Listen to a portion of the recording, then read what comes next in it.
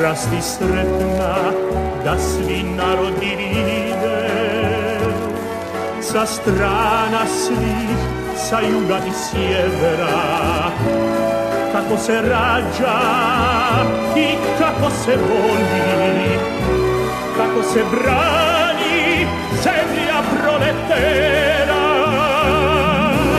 Rasti cvjetaj pod zvijezdom slobode, i pod srcem Tita. Rasti cvjetaj pod zvijezdom slobode, pod rukom partije i pod srcem Tita.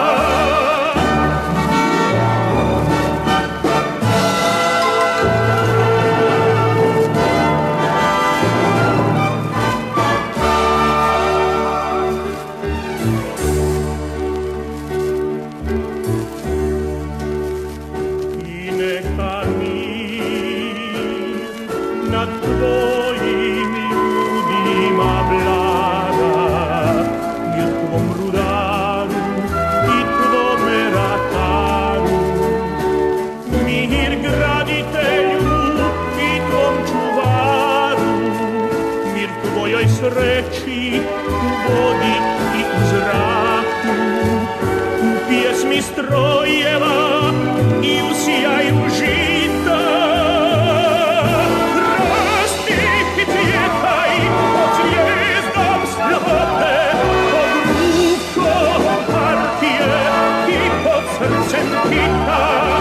Rasti i cvjetaj pod zvijezdom slobode, pod rukom partije i pod srcem kita.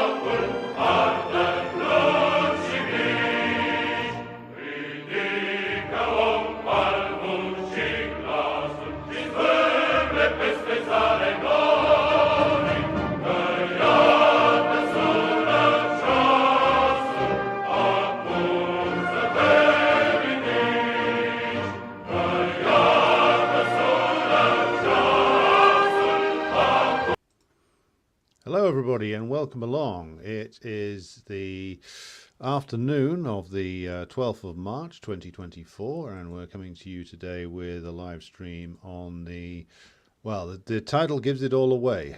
Haiti, 2 centuries of imperialist lies. And the reason why I'm doing this is because there's an urgent need for a corrective to the wild propaganda going around at the moment regarding Haiti and the figure of this character known as Jimmy Chérizier.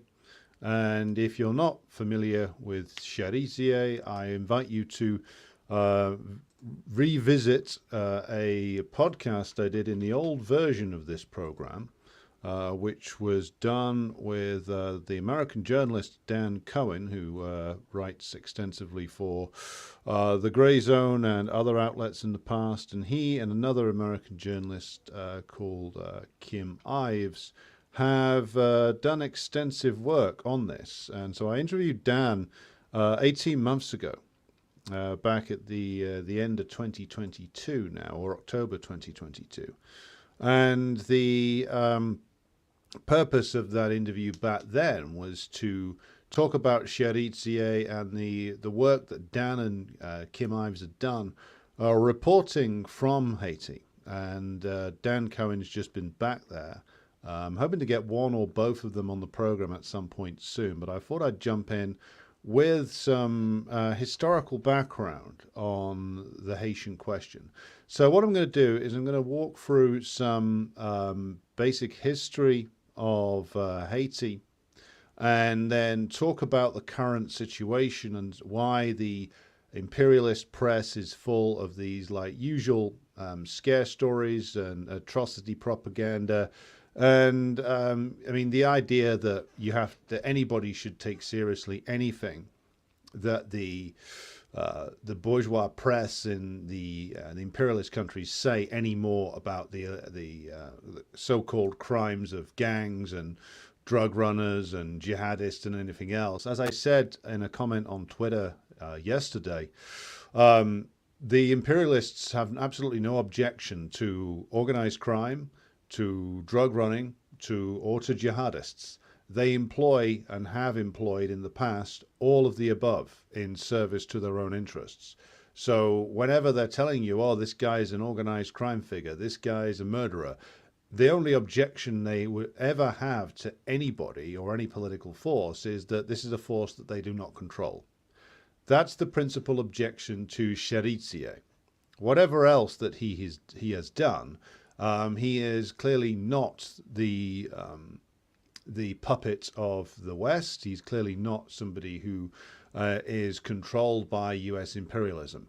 That's why there's the hostility. That's why there's the wild scare stories. We'll come to the scumbag type coverage in the press later on, but it's to be expected at this stage. Nothing they say should be taken at face value at all. I mean, these are the same people who are covering up for the US genocide in Gaza right now, and I will emphasize yet again that it is a US-led genocide. The Israelis are just the ones pulling the trigger. All of the organization and infrastructure for the genocide comes from the United States, for all the reasons that we've gone into before. Whatever Israel and Netanyahu himself are guilty of, these are crimes which are carried out on behalf of the United States and in the interest and the defense of the interests of US imperialism. Same is true with Haiti. In Haiti, they have no objection to gangs, to militias, to death squads. The US has employed all of these types of organizations and criminals in the past to assert its own dominance over Haiti. And so, again, the principal crime of Chérizier is to not be an asset of the United States. That's why they're getting mad at him. And also that he's organizing resistance on the ground level in Port-au-Prince and other areas, and is pulling together various different disparate groups to try and campaign and fight, quite literally, for Haitian sovereignty. So this is the objection that they have to him. Nothing else they say should be taken seriously at all. Any reports of atrocities that they do come up with are usually, as it is with everything else, wildly exaggerated or just an outright lie. So at this stage, anybody who's still taking the agenda pushed by the bourgeois press in America or in Britain or in France or anywhere else seriously is a fool or somebody who's a propagandist themselves. And we'll come on to why some of the so-called independent right-wing dissident media are prepared to go along with Joe Biden on Haiti, even though they call him a communist on everything else. So we'll get to that later on. But first of all, let's do a bit of a roll call through the chat here. So if you'll we'll just pause a second while I scroll up. There we go. So we have with us Kent, who joins us today, Dr. Ahmed, who says, greetings, comrades from Egypt. We have Albert with us, who says, workers of the world unite. We have Svetlana joining us from Moscow. Good to have you with us. We have Grassy Knoll with us, and we have Banana Bender. You're not late. I started early. We have Tusker, who joins us, and I say hello to you, and Cobra Commander, who is with us. And we have Putin's Shirt, who joins us. And we have Carmo, who's joined us. And yes, I started early because I was ready to start, and I have other things to do immediately afterwards. Now, we also have Jeremy Turner, who joins us. Good to have you with us. The picture I posted for the episode was a picture of Dessalines, Jean-Jacques Dessalines, the first leader of post-independence Haiti, and great revolutionary hero of the Haitian Revolution. So that's who that picture was of. And I wanted to find a picture of him that was contemporaneous and not like a modern AI generation, which a lot of people do, because I wanted to emphasize the fact that, of course, Haiti has a long and very proud revolutionary history, even though it is a revolutionary history that has been compromised by the uselessness and mendaciousness of the Haitian bourgeois, who have betrayed the country over and over and over again and continue to do so to this day. But it starts with a triumphant revolt of an enslaved people against French imperialism under, of course, the original leadership of Toussaint Louverture and then Dessalines, ultimately leading to a long and very ultimately successful war that was able to push French imperialism out of their old colony of Saint-Domingue and established the first Haitian Republic, then the Haitian Empire, then another republic, and the state of Haiti that emerged and was subject to much turbulence throughout the 19th century. The problems there stem from, of course, the role of imperialism. And the role of imperialism primarily in the 19th century, that's French imperialism, which sought to essentially blackmail the Haitians and say, well, we will not establish any relations with you. We will try and cut you off from external trade unless you pay reparations to the former slave owners because they lost their property. And this crippling reparations bill was to remain a factor in terms of damaging the economic development of Haiti right up until the 1920s, when the French finally dropped the debt. So that was over 100 years, over 130 years since the revolt began, when the French were still billing the Haitians for having the temerity to actually rise up and free themselves from French colonial control, from the French slave system that was run there. And the great French army, of course, of Napoleon himself, was beaten by the Haitian Revolution. The Haitians beat them militarily over and over and over again. And the armies of Napoleon were humiliated there. Always worth remembering that. For the classic account of this, there is the book you should read is by C.L.R. James. And that was a book I read and had a big impact on me 15 years ago when I first read that. And that's something which every communist should read. The book, it's called The Black Jacobins, and it's available in fairly mainstream outlets by now. So that's one of the cornerstones of historiography in the West about Haitian history, and that's something that certainly everybody should read. So the early history and the history of the revolution against slavery there, you can find that in the work of C.L.R. James. The history covering the later 20th century is more sporadic. The modern day stuff, the things I'm going to be talking about in this episode, I'm indebted to the work of Dan Cohen and Kim Ives and their documentary that they have made. And there's other articles that I'm going to draw from in this episode, which come from the Daily Worker, the US, the former CPUSA paper, when the CPUSA was worthy of being called a communist party back in the 1920s. Now, of course, the way in which this is portrayed in the imperialist press is, in terms of the current events, always the same. And I remember, because I'm old enough now to remember back to the 1990s. I remember the headlines in '94, and I can of course remember them from 2004, and they were always the same, which was American intervention is necessitated by Haiti being run by criminal gangs, and these criminal gangs are killing people and they're out of control, and the West needs to intervene to restore order. And that's always been the story. And in 2004, the removal of Aristide by the Bush administration, with, by the way, the active collaboration of Lula and the Brazilians, who participated in the brutal UN occupation of Haiti for many years, and Brazilian troops committed crimes against the Haitians there. So bear that in mind next time somebody tells you what a great man Lula is. That's the kind of stuff that he did when he was making dirty deals with George W. Bush 20 years ago, in order that he could improve the position of Brazil in terms of relations with the US imperialists. Social democrats, whether they're in imperialist countries or non-imperialist countries, always are prone to make dirty deals with other powers, and dirty deals to fuck over other countries quite a lot of the time. So again, bear that in mind next time someone tells you about Lula the Saint. That's his actual record there.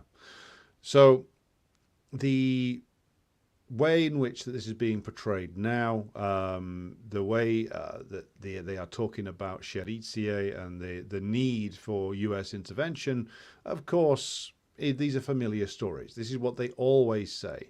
The people that they want to intervene against are always portrayed as demonic and barbaric, and they need the heroic US empire to go in and restore order. Of course, if anybody actually believes that the US imperialists are interested in restoring any kind of order other than that which immediately benefits them, well then frankly you must be on some kind of very powerful psychotic drug, because there's no way you can believe it if you look at the record of the US, not just over the last 20 years or 30 years, but the last 100 years.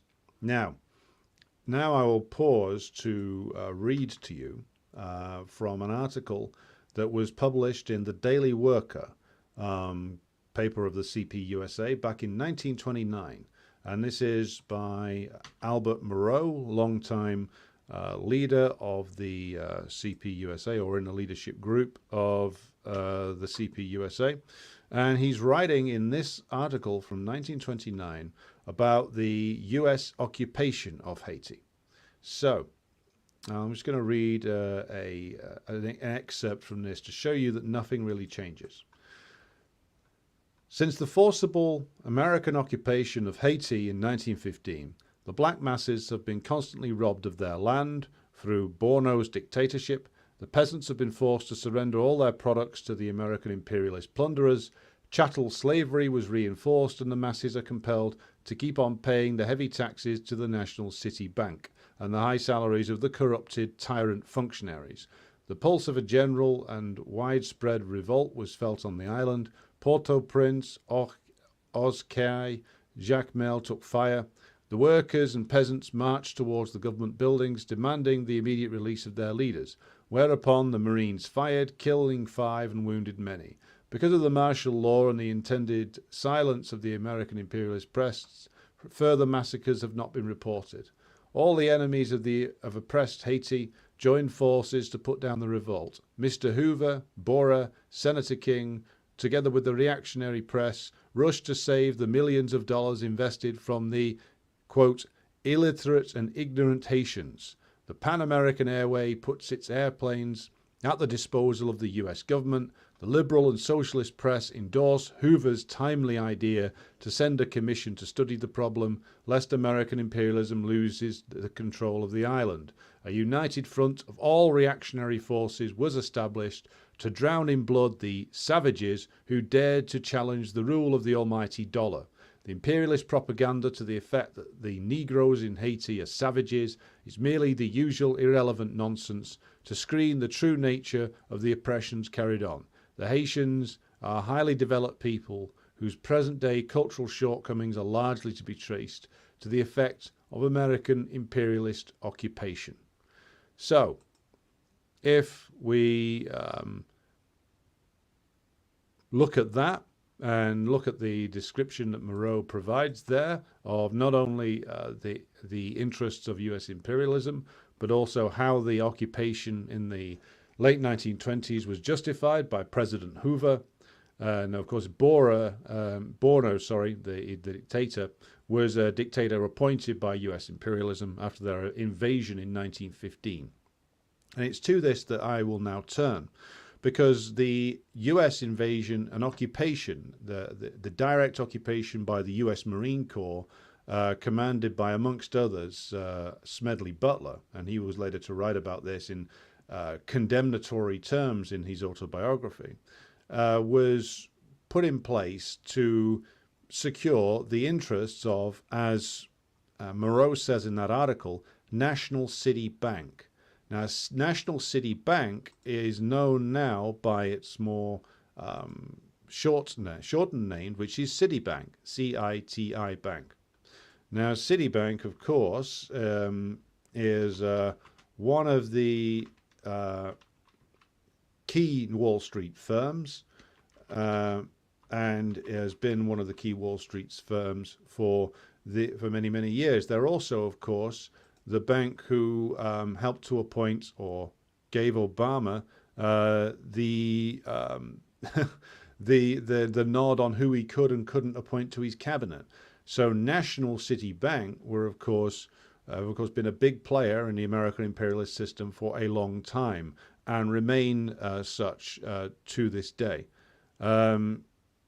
So the question as to why the U.S. intervened in 1915 relates to, of course, Citibank, or National City Bank back then, and their exposure to large amounts of Haitian debt. All the way back to 1915, the Haitian government had been compelled to take loans from Wall Street banks, principally Citibank, and the invasion by the U.S. Marine Corps in 1915 was put together by President Wilson, the Liberals' hero, to ensure the interests of Citibank and others who owned Haitian debt, and ensure that that debt continued to be paid no matter what. And also because, so this is a secondary reason, they were concerned about potential German influence in Haiti. And even though there were very few Germans there, no more than 200, prior to World War One, the German imperialists had been making advances in the Caribbean, which of course the US imperialists have always regarded as their own. So this is the reason why the 1915 invasion went ahead. And the 1915 invasion then brought in 20 years of a US military administration, which was papered over slightly by a civilian dictator who was appointed by the US government, this guy Bourneau. And the U.S. in this long occupation rewrote the Haitian constitution. They redesigned the way the Haitian state worked. They put in place a Haitian police force that was commanded initially by Smedley Butler. And, of course, they put in place a Haitian army that was designed by them in order to act as a colonial enforcement regime. So they redesigned everything about the Haitian state. They put in place two repressive agencies that were to last long after the direct occupation had ended. Now, the direct U.S. military occupation ended in 1934. But during the nearly 20 years where the occupation regime was in charge there, what did the U.S. do? Well, first of all, they made sure that they took over as the principal trading partner to Haiti. It was the weakness of French imperialism after the World War One enabled the U.S. to muscle them out of the Caribbean, and muscle them out especially of Haiti, which of course was no longer a direct colony, but had been the principal trading partner. Haiti's principal trading partner had been France up until 1915. The U.S. then muscles the French out and makes sure that Haiti's agricultural products are principally designed for or taken to market in the United States. So this is part of the reason why the US wants to redesign the Haitian state. And as part of that, they introduced a system of indentured labor that, if it wasn't chattel slavery directly, came very close to being so. It was a system of, well, borderline slave labor for the Haitian peasant. And even the U.S. State Department found in 1947 that the Haitian peasants were kept so close to starvation as to render their life expectancy incredibly low. I think it was like around about 40 for men in the 1940s, after decades of U.S. occupation. So the U.S., let's just recap, invaded to principally defend the profits made by Citibank on Haitian debt, and to redesign the Haitian agricultural economy to make it a place for hyper-exploitation of labor, whereby ultra-cheap products could then be taken to market in the United States. And part of the way they were able to do that was to reduce the Haitians to the status of slaves, and to reduce Haitian peasants' diets to the point where they were constantly on the verge of starvation. And that was quite a deliberate thing. You keep them constantly on the edge of starvation, then they have less energy to revolt. You just give them enough food so that they can work, but no more than that. So this is the horror show that was the U.S. colonial occupation of Haiti. It's every bit as brutal and every bit as horrifying as anything that the European colonialists were capable of doing. They worked the Haitian peasants to death for 20 years, and they retained control formally over the Haitian economy. The Haitian economic ministry was controlled by the United States until the late 1940s. So the direct occupation ended in 1934, but they left in place a colonial army and police force, and they retained control over the Haitian economy formally until the late 1940s. So this is what was set up in the mid 20th century. The early part of the 20th century, prior to the US invasion in 1915, had been marked by increasing chaos in Haiti, which was triggered by the inability of the Haitian bourgeois to rule effectively, because the nation had been plunged into gigantic debts by the reparations to the slave owners that the French insisted on being paid. And then the US, in the way that they always do, the imperialist countries, stepped in and said, well, we'll prop you up by giving you loans. But of course, the loans were then called in for repayment at ruinous rates. And this created more and more political instability in Haiti, to the point where they went through like 9 presidents in less than 2 years prior to the US invasion, because the level of economic development was so pitiful. The Haitian political elite was so corrupt, and the life of the masses was so miserable that it created a situation of utter chaos. And if we fast forward to 2024, how has anything changed? It hasn't. Not really. Haiti is still dominated by imperialist interests. It still labors under a gigantic amount of debt that has been imposed on it by US imperialism.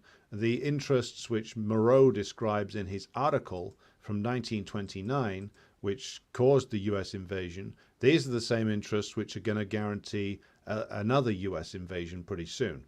Now, we'll pause here and reflect on the fact that Haiti, even after it got rid of direct US occupation, the economy was designed by the United States. The principal trade partner and the destination for Haitian agricultural products is the United States. The debt of Haiti is owned and controlled by the United States. The Haitian state, the Haitian military and police force, was designed, armed, and trained by the United States. Now, any army that is trained by an imperialist power, be it the US, the British, the French, anybody, that's not an army which is designed to protect the state. It's an army which is designed to enforce the will of imperialism. And that's why these armies always collapse when they have to face an actual fight. Because what they're designed for is brutalizing peasants and workers and enforcing the will of the imperialists. That's why, of course, to use a modern example, when the Iraqi army was challenged by ISIS, another product of imperialism, it totally collapsed and had to be rebuilt by Iran, basically. So this is what Haiti was left with in the late 1940s. You then have the coming to power of Duvalier, known as Papa Doc Duvalier, who was a dictator between the late 1950s and 1970 when he died. And Duvalier, Jean-Francois Duvalier, was a guy who, in his youth, had been known as a black nationalist of some kind, because he was Francois Duvalier started off life as he was a guy who came from a fairly poor background. He was he became a black nationalist during the time of the U.S. occupation, the U.S. colonial regime.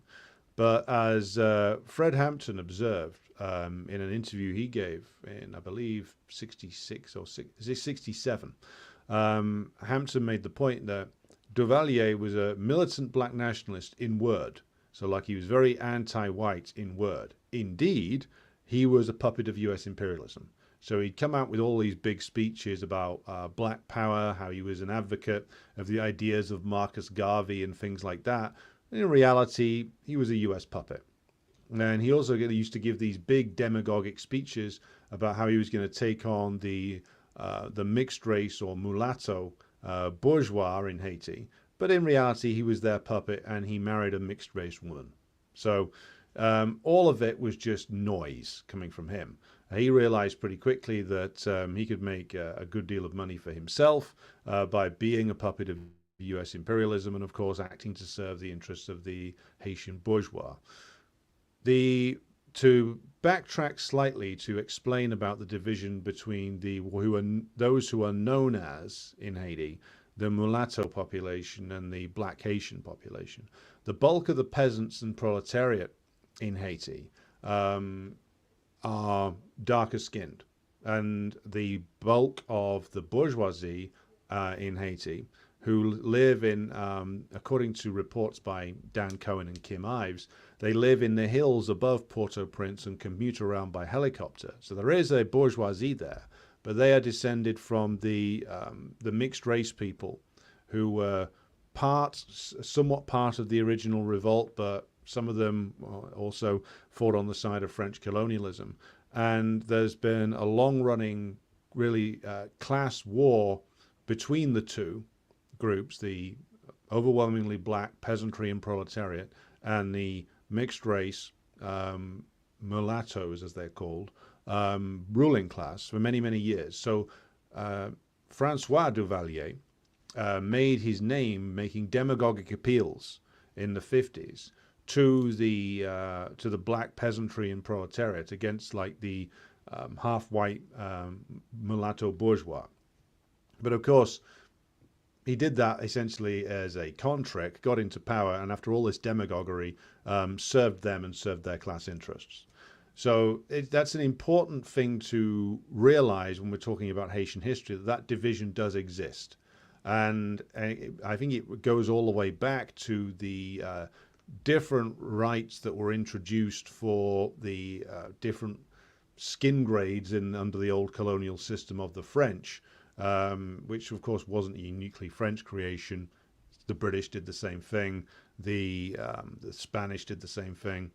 The Portuguese did the same thing, which is basically having colored gradations as to what intelligence level, your civilization level, your color of skin meant. This sort of racialist classification comes with all of the Western empires. So this is the situation that Haiti was in the Cold War period. It was used as a bastion of anti-communism by the US imperialists. So when Francois Duvalier died, his son, known as Baby Doc, took over. And he ruled for another 16 years till 86, when there was a massive revolt against him, which saw him flee and then take up exile in a villa in France. So it's pretty clear whose interests he was serving.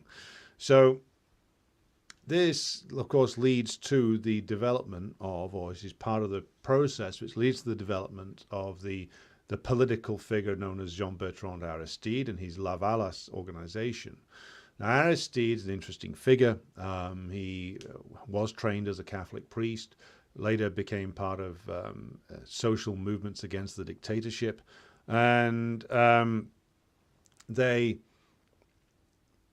managed to, of course, win the election in the early 90s, and then Aristide was overthrown quite rapidly afterwards. He was brought back, having changed and made his program a lot less radical to suit the desires of US imperialism after 94. But even with his diluted program, he was still able to oversee, even with a very moderate program, certain improvements in literacy and provision of healthcare services to the Haitian population, which is why he's very well regarded to this day. So it is the way in which that the US has chosen to conduct things over the last 20 years or so that we now turn. So if you're at all familiar with the history of Haiti, you'll know that how it's been portrayed over many years is that look at these poor black victims of all these horrors that go on. Isn't it bad? Shouldn't we help them? And now, whenever anybody from the bourgeois press tells you that they want to help someone, that certain someone should probably arm himself to the teeth and close all the borders to his country. Now, what's been done, though, since 2004, it was the imposition of a UN so-called peacekeeping force, which, of course, notoriously introduced cholera into the country, which hadn't been present before. And that came apparently with the Nepalese so-called peacekeeping contingent.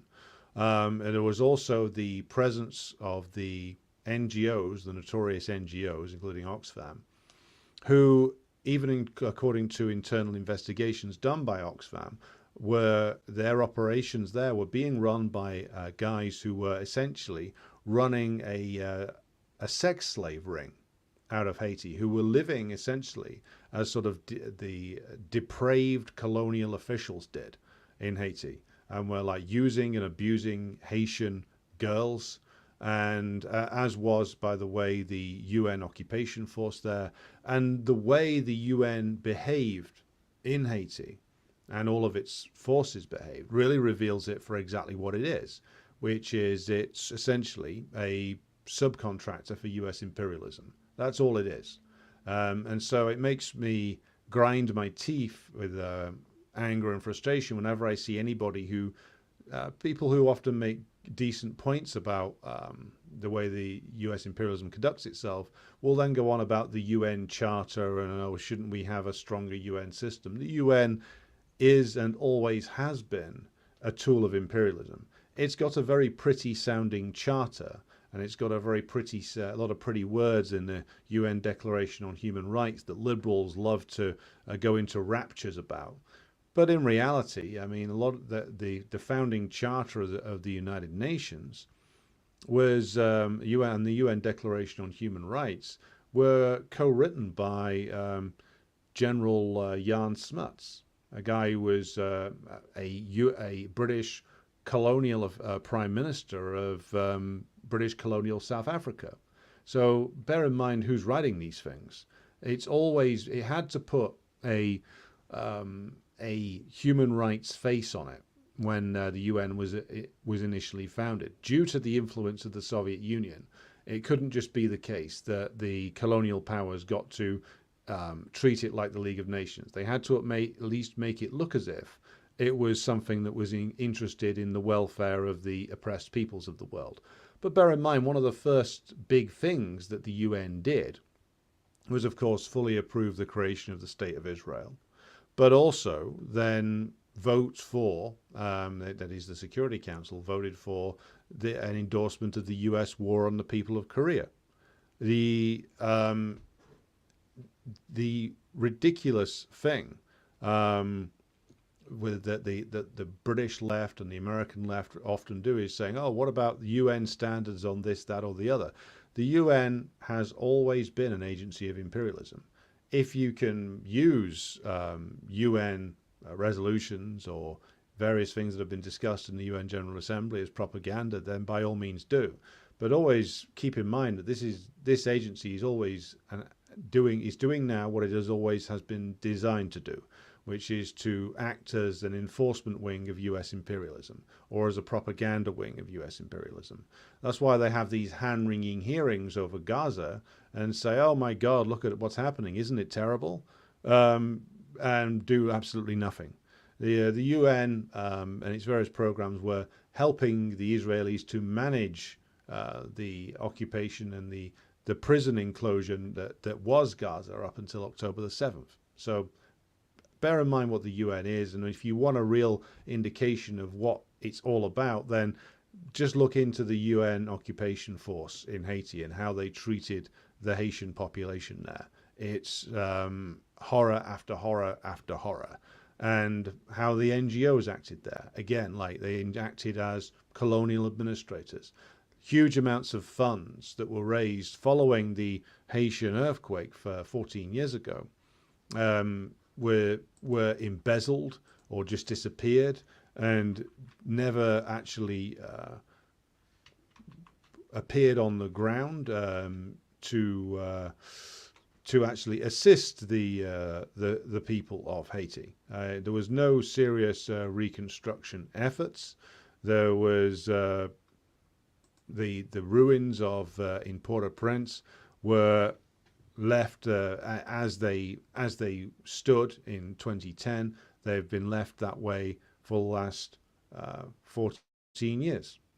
So if you remember back in 2010 when the earthquake took place, and you got all of these celebrities going on American and British television going, "Help Haiti, help Haiti, help Haiti." Well, of course, the Clinton Foundation were getting in on that action, and as was every other charity fraudster in the world. And a lot of this money just washed straight through Haiti and went back into the United States or Britain again to pay the administration and running costs of the charities involved. And this, of course, turns us to a bit of a discussion about what it is that charities actually do. And this is, of course, something that we need to be aware of. Now, charities, NGOs, and the human rights organizations of Britain, of the United States, France, etc., these are all key components of the imperialist propaganda system. And they, as many others have pointed out over the years, things like USAID are a clear and obvious example of it's an extension of the US intelligence agencies and subversion agencies, shall we say, by other means. It's a intelligence network dressed up as an aid organization. That's what the USAID is. That's why nobody should ever let these people into their countries, because whatever aid they dish out comes with a lot of activities that are designed to undermine or destroy the government in question of the nation that they're operating in. That's why it's entirely correct that nations like Zimbabwe start removing these people, because they're never going to be operating in your interests. They are there as assets of the U.S. imperialist state, and this is how they operate. But it reflects a shift in tactics of U.S. imperialism from the 70s and 80s onwards, where they decided to dress up a lot of their subversion work as charity and aid agency work. Now, the wider network of aid agencies, of course, does a lot of the same stuff. I mean, there's a reason why Oxfam employees basically behave as perverted sex tourists wherever they're sent. It's because these are the kind of people who were employed by Oxfam and always have been, and they behave in country like colonial officials, because that is effectively what they are. The NGOs are essentially doing outsourced work for the imperialist powers. So the imperialist powers provide the military muscle, but then the NGOs come in and do a lot of the management, because, of course, this provides the state, be it the US, the British, the French, whoever, with being one step removed from the direct administration of the country. So they palm off a lot of the administration onto charities, who are often run by people who have intimate connections with the British or US state. And this is part of the sort of outsourced, semi-privatized way of running an empire. And the same goes for, of course, the so-called human rights organizations. Human rights organizations such as Amnesty International have their roots in the late 60s, but of course Amnesty International was founded by, one of their founders at least, was previously an asset for MI6. A lot of the time, Amnesty International, of course, during the 70s and 80s, were spending an awful lot of time denouncing socialist governments around the world. They will criticize the US and they will criticize the British, but the principal aim of their actions was back then on the socialist countries and backing up the claims made by so-called dissidents who were in reality agents of imperialism. And so human rights organizations are used in our own countries, inside Britain and the US and elsewhere, to carry out propaganda work for imperialism. And if you look at the actions of Human Rights Watch, this is incredibly obvious. Whenever the US wants to go after a particular country, you'll find Human Rights Watch coming up with all kinds of allegations about how the the country in question has done all these abuses and how this is terrible and something needs to be done. Of course, they leave the question of the something often hanging in the air, but it's clear what they're preparing the ground for. So this is the role of so-called human rights agencies. It's nothing to do with actual enforcement of people's needs, people's rights in these countries. It's everything to do with doing propaganda in order that US imperialism can then use the reports done by these organizations to then dive into a country and carry out a military intervention or justify some kind of color revolution operation. That's what this is all about. And so this is turning now to the Haiti question. The emergence of Chérizier and his G9 organization builds on the history of Haiti post '86, with the slow motion collapse of the Haitian state over many years due to repeated imperialist military interventions, means that the Haitian state was no longer able to satisfy the demands of the Haitian bourgeois for security. So what the Haitian bourgeois did to guarantee their business interests was that they hired street gangs to act as private security organizations. So that's where a lot of these gangs get their start. Now, Chérizier and the G9 organization, he started out as Dan Cohen notes as a cop. He was a Haitian, I believe, police inspector, who then left the Haitian police after essentially a massacre was pinned on him by his enemies inside the system. And he left and then started to organize inside the poor areas of Port-au-Prince, which is almost all of the areas of Port-au-Prince are incredibly poor, incredibly deprived. And he started organizing in such a way as to bring together the various different gang outfits, but in the interest of pursuing a political agenda. And again, the agenda that he's talking about has been essentially, it's the same as the old Lavalas agenda, which is for the sovereignty and true independence of Haiti to be realized, for the economy to be developed, for decent jobs to be created, for basic sanitation to be restored to Haiti, for the agricultural sector to be restored, because of course the agricultural sector in Haiti was decimated by Bill Clinton, because essentially he forced a free trade deal on Haiti and used that to dump a lot of cheap American rice into the country and destroyed large amounts of the agricultural sector. So again, this is the actions of US imperialism haunt Haiti at every single step. So Chérizier is essentially trying to unite people around what is essentially a sort of sovereignist social democratic agenda. Now, he's had to be armed because he's seen what happened and has drawn the correct conclusion from what happened to Aristide, which is unless you're prepared to actually fight your opponents directly and have arms in hand to fight for your program, then you're going to get destroyed pretty quickly. The ruthlessness and short-sightedness and greed of the Haitian bourgeois is well known, and the fact that the Haitian bourgeois are completely owned and controlled by US imperialism, along with Canada and France as well. So the reason why he is being targeted, Chérizier that is because he has this program which is gaining in popularity, because the US puppet government, most recently headed by Ariel Henry, was completely useless and unable to govern the country. And then so the reason why Chérizier is becoming popular was because, of course, the program he is standing for is popular. People still remember the slight improvements that were made in the Aristide years, and now Chérizier comes along and promises to do similar things, and that's the reason why he's gaining popularity. And the reason why the imperialists are now trying to organize a full-scale invasion of Haiti is because he looks set to, he stands a chance of actually winning. And what is going on at the moment, if you can read between the lines of the reports, is an uprising in Haiti to chase out the puppet government. But of course you have the imperialists throwing everything at trying to prevent the realization of a government led by or influenced by Chérizier.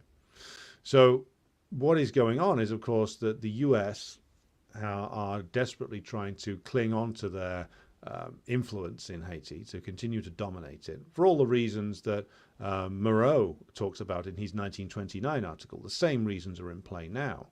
And of course, there is this then brings us to the way in which the Haitian crisis has been talked about in the US bourgeois press and in so-called alternate media spaces. See, the reason why you get a lot of these fraudster, dissident, so-called right-wingers banging on about the need to do something about Haiti is because the desire and the need that US imperialism has to dominate not just the Caribbean nations, but of course the nations of Central and Southern America, that's something which unites all of the bourgeoisie, both the smaller bourgeois, the national bourgeois, and the higher end of the imperialists in the United States. They all agree on the need for the US to dominate their, what they regard as their backyard, Monroe Doctrine style. They agree upon the need to dominate Haiti and all the other Caribbean island nations, and the need to stamp out the pink tide governments that have re-emerged in Colombia, and to destroy the revolutionary processes in Venezuela and Nicaragua, to prevent the return of Morales in Bolivia. All of this is something which has broad agreement right the way across the US bourgeoisie. So there's divisions within the US bourgeoisie over what happens with regard to Ukraine, because that involves them going up against a genuinely powerful country that can actually threaten them, that is Russia.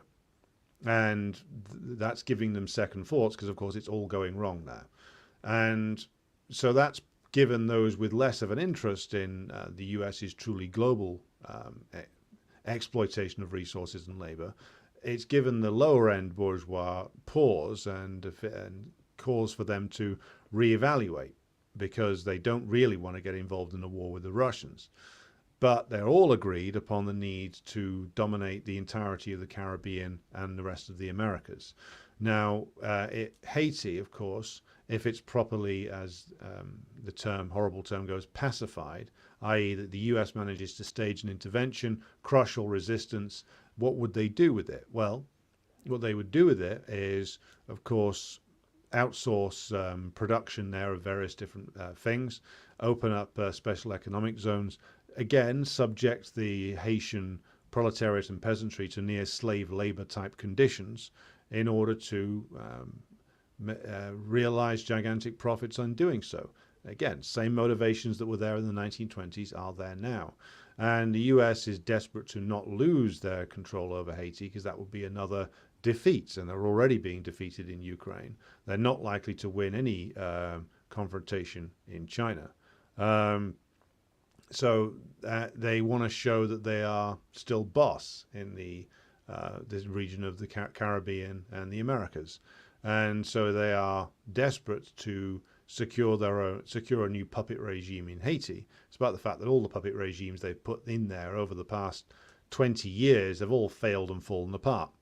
So again, these are the motivations. The NGOs and the human rights organizations are just doing propaganda for the United States, and they are essentially there to justify in the minds of the people who passively read this propaganda, be it in the New York Times, the Washington Post, or on so-called alternative dissident right media. All of these are representing class interests which are completely united in their desire to exercise neocolonial domination over Central America and the Caribbean.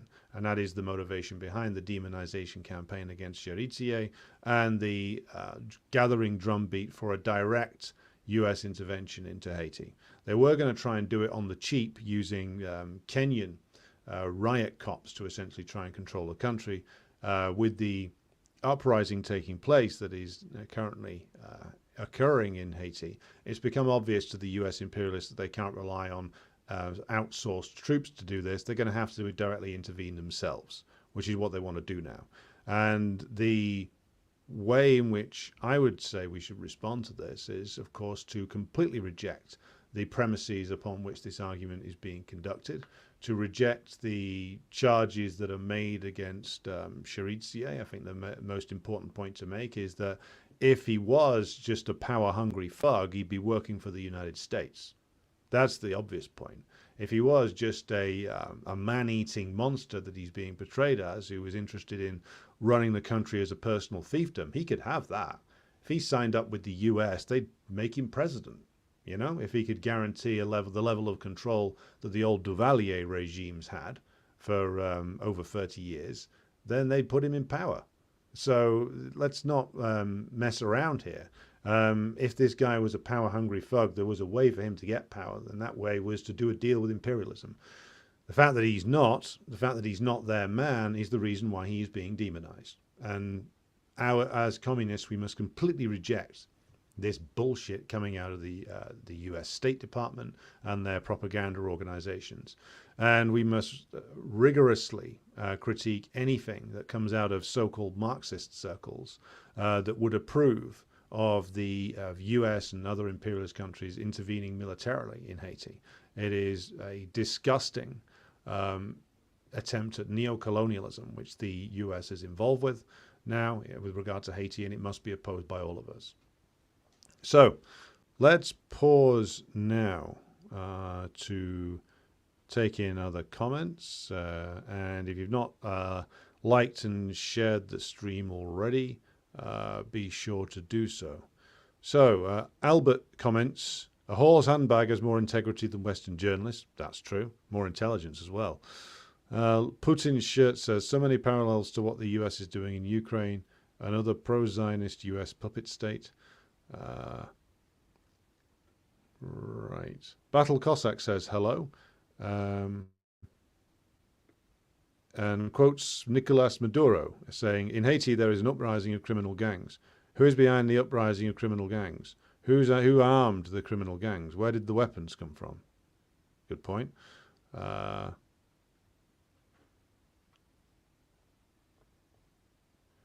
Well, in Battle Cossack asked the questions. For 4 years, they have been announcing that all weapons came legally from the United States. Who benefits from chaos in Haiti? Who has been asking for an invasion in Haiti? Let's draw conclusions. This is also a quote from Maduro. Yes, interesting point. From the president himself there. Svetlana asks, how would you answer the extreme right who say Haiti has been independent for over 200 years yet still very poor, which proves Haitians can do nothing without whites? By the way, this is a fairly obvious answer to that. The Haitians have been subjected to the domination of imperialism for over 200 years. Again, as I said, they were forced to pay compensation to the former slave owners, which crippled the country economically for years. They were and remained an overwhelmingly agricultural economy that needed to sell their products in a world market that was dominated by imperialists. The French was in the 1820s and 30s when they were trying to develop the country. The French were the dominant power in the region, or one of them and the British, and the French wouldn't deal with them unless they agreed to pay recompense to the former slave owners. That crippled the country for years. Who else crippled the country? Well, it's the bourgeoisie who took out all the loans from Citibank and other places, who ruined the country and reduced it to slavery again. Again, US imperialism. Who has been behind every coup and every imposition of a dictatorship? US imperialism.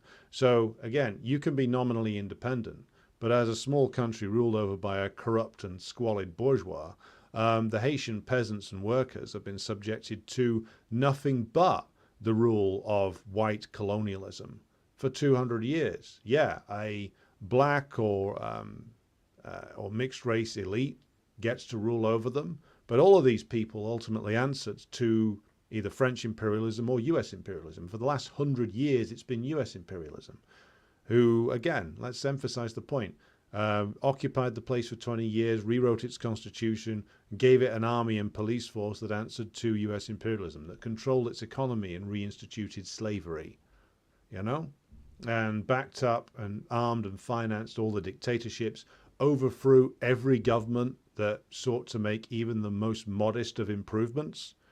Yeah, they didn't have a chance because colonialism made sure they didn't have a fucking chance. And I've heard this argument over and over again from people that I grew up with. It's the argument of ignorance, and it's the argument that comes straight from bourgeois propaganda. And it's an argument which depends upon the person making the argument and the person hearing it having no historical knowledge whatsoever.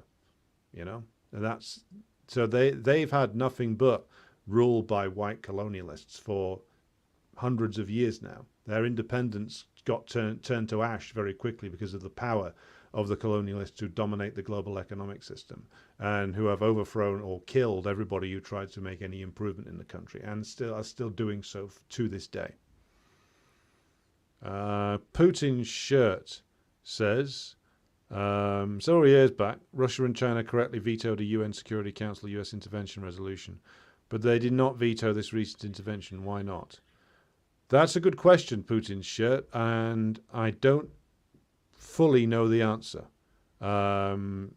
Maybe they thought that they couldn't really do anything to stop a US intervention if the US actually wanted to do it.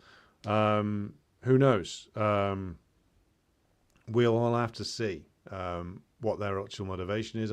What I will do is commit to looking more at that decision, because I haven't read enough about it to give you a firm comment on why the Russian and the Chinese delegations voted in a way that they did. LBJ did the same to Vietnam that was done to Haiti, says Jawad. Pay the debts for the previous murderous regimes and aid that the US funded. Yeah. Good afternoon to Otis, who joined us, and Red Star Betty. Good to have you with us. And good afternoon to my comrade Jason from the Class Consciousness Project. Grassy Knoll says, Smedley Butler received 2 Medals of Honor from the US military, and he wrote the book War is a Racket. That's true. And Butler also exposed an attempted coup plot against FDR in the 1930s. The capitalists didn't like any of FDR's New Deal proposals, so they tried to recruit Smedley Butler to help the coup. Well, the capitalists might not have liked it, but they should have understood their own interests better. As Roosevelt himself said, he was working to save the system, not destroy it. Svetlana says, or asks, has Haiti's neighbor, the Dominican Republic, suffered the same amount of imperialist exploitation as Haiti itself? Yes, it has. I'm not as familiar with the history, but the Dominican Republic has been dominated just as much as the Haitians have done. It's had slightly more stable dictatorships in recent years, but again has been subject to all the same problems that the Haitians have. Good afternoon to Jerry, who joins us from Hampshire. HM has joined us.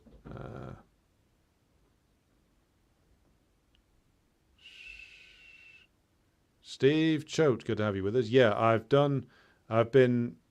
was off on Saturday. There's been 2 streams on Patreon over the past couple of days. So on Patreon now you can find the review of the Dune movie series, and I did a first part of a March Q&A yesterday. Svetlana observes that the UN is totally imperialist. I figured that out when I worked for the UN as a translator. Also very corrupt, a big gravy train. Yeah. UN, EU, IMF, World Bank, World Trade Organization. These are all the tools of the US empire. All totally corrupt, all filled with the paid servants of imperialism, as are most of the political systems in the Western world. If you want to be a politician, you can be very well rewarded as long as you're the kind of politician who never asks a question, never says anything awkward. If you're prepared to be a dedicated servant of US imperialism, there is no amount of corruption that you can engage in that will get you precluded from high office. Just look at the career of Keir Starmer. Right. President Jesus asks, are you telling me that Ben Stiller and Sean Penn didn't fix Haiti? Unfortunately, President Jesus, no. I'm sure, though, if Sean Penn manages to tear himself away from what I'm assuming is his new career, fighting on the front lines in Ukraine, I'm sure he's doing that now. He maybe can find time to make a patronizing documentary about it. Jawad says, Kashmiri people have been shouting out the UN Security Council Resolution 47 from 1948, resolution for self-determination, thinking West is going to help them. It's more complicated, but the UN does fuck all. Yeah. The UN doesn't do anything that the imperialist powers doesn't want it to do. Good afternoon to Martin, who joins us.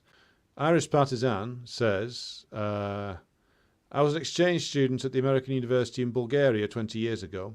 It was completely funded by USAID and staffed by shady US expats who saw themselves as on a mission to impose their values. Yeah, they're on a mission to do what you would commonly call elite capture, which is that US educational institutions overseas are there to train a generation after generation of leaders who are going to be favorable towards the interests of the United States. You bring them into the US system, you socialize them within that, you have them make connections within that, and then, of course, you put them, they'll follow a career into media and into politics in Bulgaria or wherever else, and their entire career path is down to US imperialism. They're owned by US imperialism, either literally, in terms of their career being underpinned by US imperialism, or they're ideologically owned by US imperialism. Same in Moldova, same in Armenia. These are all stooges. Like any government worth its salt would remove all of these US establishments because they're just there to essentially produce elites that are going to act as compradors or agents of the comprador bourgeoisie in these countries. Irish Partisan adds, they had this mantra that we were the future leaders of democracy and sent us on various workshops and events all funded by the NED, USAID. Yep. All down to the same thing, which is training compradors to be the agents of imperialism. Putin's shirt says only one country in all of Latin America obeyed the Russian sanctions, the powerful Costa Rica.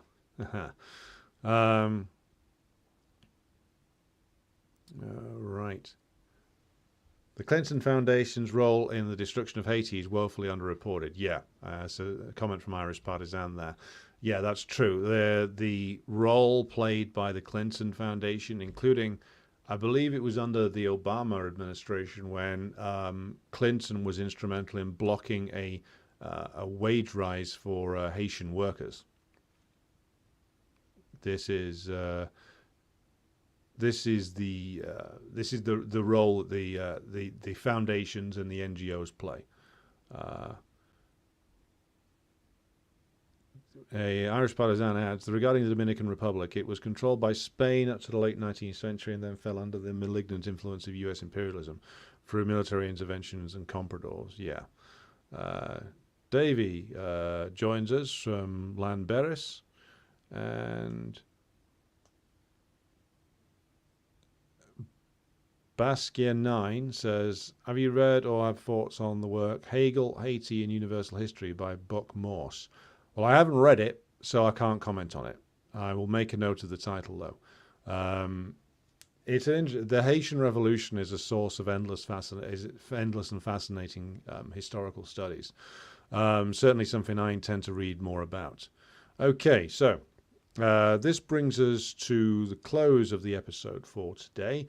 I'll be back again at the slightly earlier time of 2 p.m. tomorrow, where we'll be discussing the latest from the war in Ukraine, various revelations coming out about that, and exploring the mad world of Emmanuel Macron. So join us tomorrow, 2 p.m. British time for that one. And also later on this week, there'll be the second part of the Q&A on Patreon. That's coming up as well. So thank you to everybody who's tuned in to provide a very lively discussion as well in the chat. I'll be back again with you tomorrow. And now it's back over to the musical interlude.